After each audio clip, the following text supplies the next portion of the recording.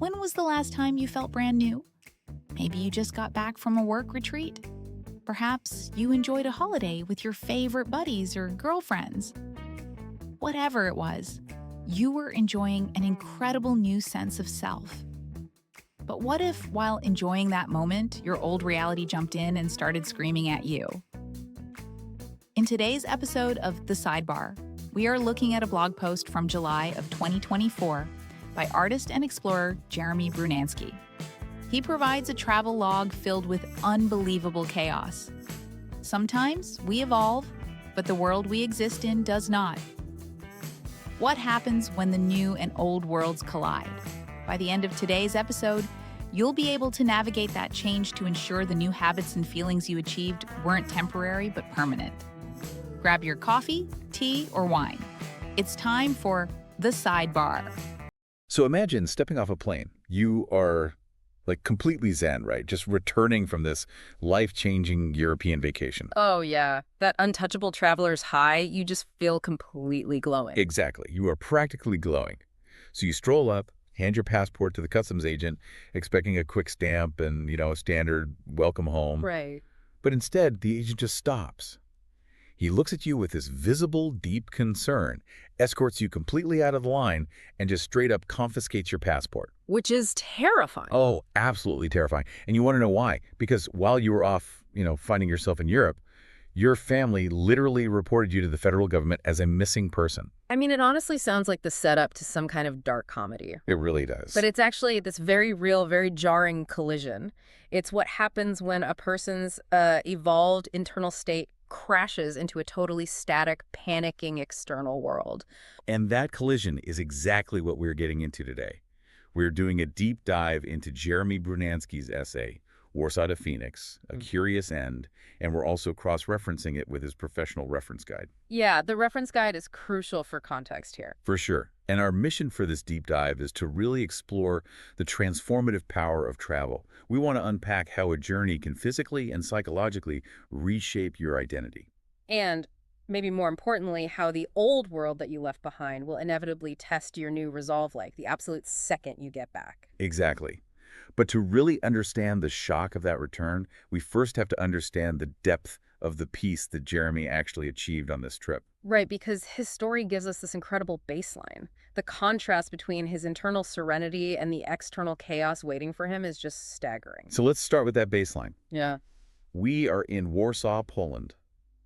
It's Jeremy's idyllic final night in Europe, wrapping up this massive trip that had been like over 10 years in the making. A decade of anticipation right there. Yeah.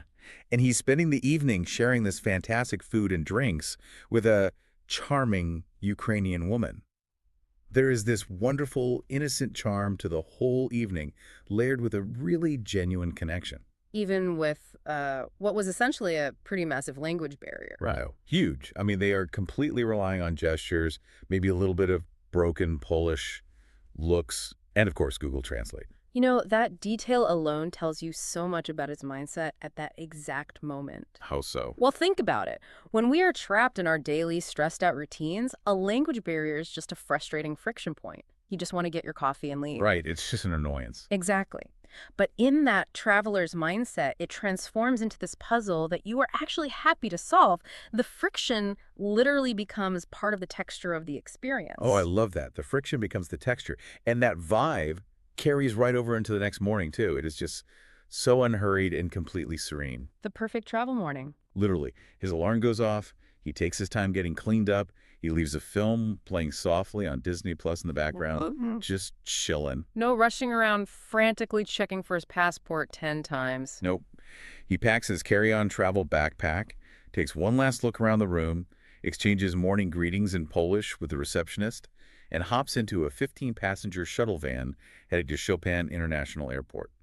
I really love the detail he includes about that shuttle van, by the way. Yeah, that it was actually his very first real car ride in all of Europe. Yes, because before that, his only other non-walking transit was like a massive double-decker tour bus back in Amsterdam. So you can really just picture him sitting in this van, his backpack sitting on his lap, just peacefully watching Warsaw roll by out the window. And the pacing of this whole morning sequence is crucial for us to note. This is a man who is operating at absolute peak psychological grounding. The ultimate traveler's high. Exactly. It's this state of peaceful independence and total openness to the world. He isn't rushing.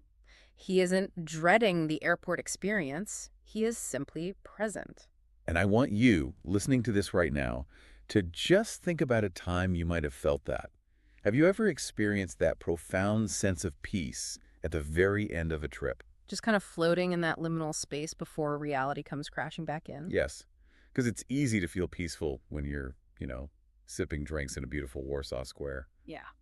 But Jeremy's calm wasn't just some fleeting vacation buzz. Yeah, it was structural. Right. And to understand why this piece was practically bulletproof, we have to look at the architectural blueprint of the trip itself, which actually started way back in Amsterdam. And Amsterdam was definitely not just some convenient spot with good flight schedules. Even though he did initially consider London, right? He did, yeah. But the deeper he looked into his own background, the more Amsterdam made sense as the welcoming point. It was honestly a philosophical homecoming. Okay, let's unpack this. Because when we pull up Jeremy's reference guide, his professional background gives this whole journey a completely different context. Right, he isn't just a casual tourist out snapping photos of canals. No, not at all. He has these incredibly deep roots in philosophy. He studies thinkers like John Locke, Jean-Jacques Rousseau, Marcus Aurelius, and economists like Milton Friedman. He has a very profound appreciation for classical liberalism. So walking through Amsterdam, for him, is literally walking through the historical engine room of his own worldview. Well, just consider the history of Amsterdam in the context of those specific thinkers. This city is widely credited as the birthplace of the first stock market. The actual foundation of modern capitalism. Exactly, the very systems that economists like Friedman championed. And in the 17th century, it was this crucial safe hub for early Western philosophy, for personal liberty. And freedom of expression, right? Yeah, radical concepts of freedom of expression that eventually made their way across the Atlantic to inspire the U.S. Constitution. I mean, Locke himself spent years in exile in the Netherlands, formulating his ideas about religious tolerance and rights. So it's like he didn't just visit a city, he visited the physical blueprint of his own brain. That's exactly it. But, I have to ask, does understanding a city's ideological history actually change the physiological way a person walks its streets? Like, does knowing John Locke hung out there really make the coffee taste better? I mean, it doesn't change the coffee itself, but it fundamentally changes the consumer. Okay, how so? Finding the physical origins of your personal values solidifies your identity. When you spend your life studying these abstract concepts like liberty, free markets, governance, they kind of remain somewhat theoretical in your head. Sure. But when you walk the actual cobblestones where those concepts were hammered into reality, the abstract suddenly becomes tangible. I see. This mechanism of physical validation acts as a sort of psychological anchor. And this is exactly how his internal world was fortified by his external environment. It's what sent him back to the U.S. so incredibly grounded. Wow. Okay. So carrying that perfectly fortified internal world, Jeremy begins the long transit back to the States. And the European leg of this transit operates with an efficiency that perfectly matches his mood. Smooth sailing. Very smooth. The flight from Warsaw to Frankfurt, Germany is short and seamless.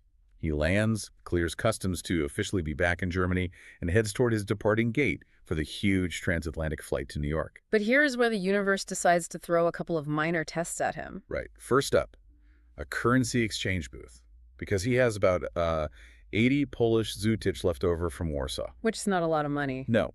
He stops at an exchange booth to swap them back to American dollars.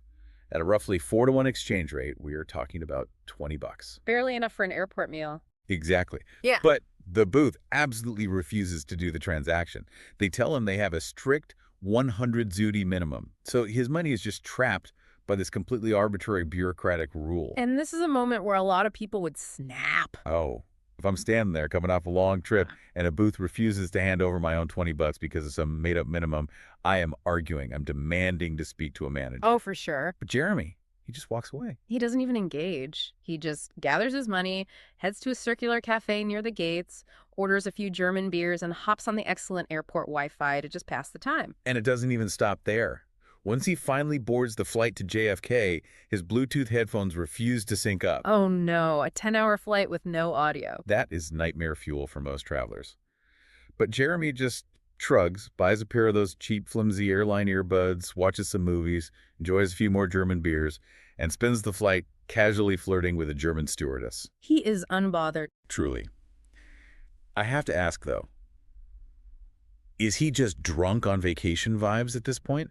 Or is something deeper happening here? It's the psychological armor we discussed earlier. The philosophical grounding. Yeah. Think about typical traveler stress. Small bureaucratic absurdities like an illogical currency minimum or failing technology. Those are the exact triggers that usually spark travel rage. Oh, absolutely. The airport meltdown. Right. So the fact that these inconveniences bounce completely off Jeremy is the ultimate proof of his transformed state. He has literally internalized the philosophies of his hero. Like Marcus Aurelius. Exactly. Marcus Aurelius would advise accepting the things you cannot change and maintaining your own peace. And Jeremy is actively operating on that higher frequency of contentment. He is basically untouchable. Right up until the plane lands in New York City. Yes. This is where the stark, jarring contrast between the effortless European transit and the immediate, heavy friction of returning to American soil just kicks in. He actually describes it as an absolutely perfect trip brought to a screeching halt. Because the physical roadblocks begin almost instantly. They really do. The plane touches down at JFK perfectly on time, but they don't go anywhere. Yeah. Due to heavy airport construction and rerouted traffic, the plane just sits on the tarmac. Just trapped in the metal tube. For 30 solid minutes, they don't move an inch. Yet Jeremy remains completely calm. When they finally arrive at the gate, he doesn't jump up and crowd the aisle like everyone else does. He doesn't do the awkward crouch stand. Nope. He stays seated, politely letting a French family he'd been chatting with deboard first, even exchanging a pleasant "you're welcome" in French with them. He is actively choosing patience here. He is refusing to let the infrastructural delay penetrate his armor. But patience definitely has its limits when you encounter U.S. Customs and Border Protection. Oh, boy. So he walks into the terminal, finds the queue for U.S. citizens, and sees a massive bottleneck. Imagine a sprawling customs hall with roughly 20 officer booths designed to process thousands of arriving passengers. Guess how many are actually staffed and open? 4. Just 4 booths for every single person trying to enter the country. It's just a textbook example of structural inefficiency. So he waits a considerable amount of time before he finally reaches the front of the line. He steps up to the federal agent's booth, hands over his passport, and goes through the standard motions. Stating his name, confirming where he arrived from, the usual stuff. Right. He fully expects a quick stamp and a wave through. But the agent looks at his computer screen, freezes, adjusts in his chair, and leans forward with this visible, intense concern. And he asks him the craziest question. He asks Jeremy, "Are you all right?" Which is just an utterly baffling, almost surreal question to receive at passport control. Jeremy is deeply confused. So he replies with the absolute perfect mix of sarcastic frustration. He looks at the agent and says, "I'm a grown man in his 40s who just got back from the best holiday in Europe of his life. I'm great. Why?" And this right here is the inciting incident. The bubble finally bursts. The agent immediately says, "Come with me, sir." He leads Jeremy out of the cubicle, hands his passport over to a group of other federal agents behind a separate counter, and places Jeremy in a crowded holding area. They just take his passport. His passport is officially confiscated. The old world hasn't just interrupted his peaceful return, it has actively detained him. And after a long, tense wait, another agent finally calls him to the counter. The agent asks him again if he's okay, and then drops the factual reveal. Bombshell. Yeah. Jeremy's passport has been flagged in the federal system.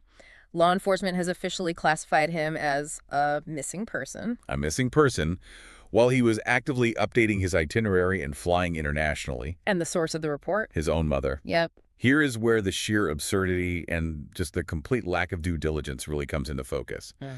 While Jeremy was on the trip of a lifetime, no one in his family bothered to check his Instagram. Which he would presumably be using to document the trip. Right. Right. Exactly. No one sent him a simple email.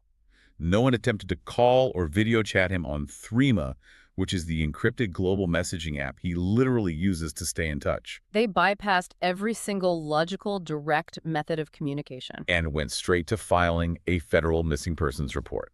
This is a really critical juncture in the story, though. Because to understand Jeremy's reaction in this moment, we have to pull heavily from his reference guide again. Here's where it gets really interesting. Right. Because Jeremy isn't just a philosophy buff. Professionally, he is a certified IBM and Google AI professional. Okay. His entire career is built around AI risk management, efficiencies, and governance.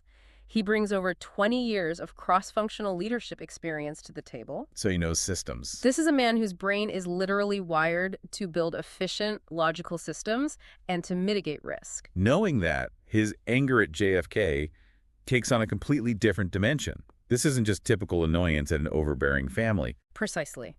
It is a profound offense to his professional and philosophical core. He values logic. He demands basic due diligence. What his family has engineered is the absolute antithesis of everything he stands for. Wow, yeah. To use Jeremy's exact words from his essay, the situation is a clusterfuck of stupidity. And it's not just a personal inconvenience, it's a systemic waste. Jeremy actually points out in his essay that these federal agents have real pressing border safety issues to manage. Yes. Instead, their time and federal resources are being drained by an irrational panic that could have been solved with a single encrypted text message on Threema. When a system fails this spectacularly, simply because people refuse to use logic, it deeply offends a governance expert. So when the customs agent, who is really just trying to be helpful, kindly offers to call Jeremy's parents right then and there to let them know their son isn't actually missing, Jeremy's response is just ice cold. He shuts it down. He flatly refuses. Not in the slightest, he says. He informs the agent that he has a connecting flight to Phoenix to catch, and he will deal with the mess later. Good for him. He takes his passport back, turns his back on the chaos, and literally just walks away. That refusal is such a powerful boundary. He refuses to let their manufactured crisis dictate his timeline or strip away the last remnants of his traveler's high. But wait, if you think the airport was the climax of this absurd ordeal, hold on. The old world, testing his resolve, gets remarkably weirder once he finally lands in the desert of Arizona. It really does. Jeremy gets home, crashes hard sleeping off the travel exhaustion and, the airplane beers, and then confronts his parents the very next day. I have to imagine that was an incredibly tense conversation. Tense and completely baffling, because his parents have no valid explanation for their actions whatsoever. And I want to push back on something here, just for the listener. I may go for it. It's super easy to say, well, parents worry. A mom calling in a missing person report is just mom being a mom, right? Yeah. But we have to look at his father's background. Yes, this is key. Jeremy's father is nearing 80 years old, and he has been a government contractor since he was 18. He owns his own consulting business. This is a man who knows exactly what the strict procedural protocols are for filing a missing person report. Which completely dismantles the whole concerned parents making a simple mistake theory. Exactly. A man with 6 decades of government contracting experience knows exactly how the system works. He knows the threshold of evidence required. And yet, every single one of those logical protocols was entirely ignored. And it gets even more bizarre. After confronting them, Jeremy heads down to his local restaurant in Phoenix to just grab a Guinness and see the staff he's friendly with. Just trying to get back to normal. Right. But one of the girls working there comes rushing over to him, looking stressed, shocked, and relieved all at once. She tells Jeremy that while he was in Europe, a private investigator had come into the restaurant looking for him. An actual private investigator. Yes. Jeremy learns that an unknown person actually hired his father to track him down. And his father, rather than utilizing his son's known digital footprints like sending a Threema message, an email, or checking social media, decided to physically canvass Jeremy's familiar local haunts using a PI. He went completely analog. He went full analog. So what does this all mean? We have a tech-savvy guy, easily reachable on Threema, and his family goes full analog, hiring PIs and treating him like some kind of Cold War operative. It's wild. Is this just a generational tech divide? Or is the universe actively testing his newfound Amsterdam-inspired enlightenment? We really need to pause and look at the deep psychological insight buried in this detail, because it is the ultimate test. How so? This touches on a really fascinating quirk of human psychology. Families often lock us into outdated mental avatars. When you go out into the world, you change. You evolve, you study philosophy, you build a massive career in artificial intelligence. But the people you leave behind often refuse to update the software of who they think you are. They interact with a ghost-like, an older, perhaps more vulnerable version of you that simply no longer exists. That is a brilliant way to frame it. The old world functions almost like an immune system. Yes, exactly. When you return as this new, unfamiliar version of yourself, the environment tries to attack the new you and aggressively drag you back into the established dynamic. They didn't use digital apps because In their minds, they weren't looking for an AI expert. Right, they were looking for the mental avatar they still controlled. And that is the ultimate test of any journey. Travel changes you, but your environment remains exactly as static and chaotic as you left it. And how you react to that chaos determines if the transformation actually took root. Which brings us to the most triumphant part of Jeremy's essay, honestly. Despite the detainment, the federal flags, the private investigators, and the complete clusterfuck waiting for him, Oh! he doesn't let it ruin Warsaw. No, he doesn't. He looks back at this secretly needed trip to Europe and still calls it a phenomenal experience. His internal philosophical structure held completely firm against the external absurdity. He observed the irrationality, he mitigated the risk to his own peace, and he just moved forward. It's a perfect synthesis of his classical liberal philosophies and his risk management expertise. It really is. True travel doesn't just give you pretty photos to post online. It actively fortifies your internal world. Yeah, it builds resilience. It builds resilience so you can withstand the absurdities, the inefficiencies, and the sheer irrationality of the external world. Mhm. Jeremy didn't just visit the birthplace of his ideals. He internalized them so deeply that not even a federal border detainment could break his spirit. He really proved that a fortified mind is the ultimate carry-on luggage. Oh, I love that. The chaos they created completely validated his initial instinct to keep the trip a secret in the first place. The trip wasn't just a vacation. It was a necessary psychological and physical escape from an environment that suffocates his independence. He needed to prove to himself that he could exist autonomously, freely, in the wider world, because his immediate world back home actively refused to allow it. It's a stunning conclusion, and he sums up the enduring power of his trip beautifully at the end of his essay, reflecting on the artistic and historical magnitude of the continent. What does he say? He writes, "If Europe can inspire Walt Disney, it's a guarantee that she'll inspire you too. Do widzenia," which he notes is goodbye in Polish. That is a fantastic closing thought for a journey of real personal growth. It really is. And I want to leave you, our listener, with a question to mull over today. Think about a time you experienced profound personal growth. Maybe you took a trip that fundamentally shifted your perspective, or maybe you just did the hard, quiet work of changing yourself in private. It happens to all of us. When you finally returned to your normal life, did your environment welcome the new you?